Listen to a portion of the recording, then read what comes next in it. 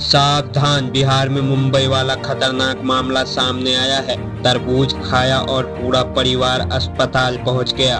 जी हां, सोनवर्षा गांव बक्सर इंद्रासन शाह ने बाजार से तरबूज लाया। पूरा परिवार मिलकर खा लिया। थोड़ी देर बाद शुरू हुई तबाही।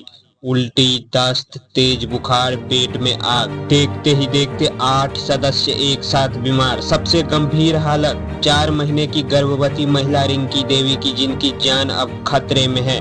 डॉक्टर का कहना है गर्मी में कटा हुआ तरबूज जहर बन जाता है। बैक्टीरिया, कीड़े मकोड़े और केमिकल सब घुल जाता है। मुंबई में तो 4 लोगों की जान चली गई थी। अब बिहार में भी यही कहानी दोहराई जा रही है। भाइयों और बहनों, बाजार का कटा फल अब लुभावना नहीं, खतरनाक है। दोस्तों, इस गर्मी में कटे हुए फल, तरबूज, खरबूजा जूस बिल्कुल न खाएं। पूरा फल घर लाएं, खुद काटें, अच्छे से धोएं और तुरंत खाएं। गर्भवती महिलाएं, बच्चे और बुजुर्ग खास सावधानी बरतें। एक छोटी सी लापरवाही पूरे परिवार की जान ले सकती है। शेयर जरूर करें ताकि किसी और परिवार को यह मुसीबत न झेलनी पड़े। सतर्क रहें, स्वस्थ रहें।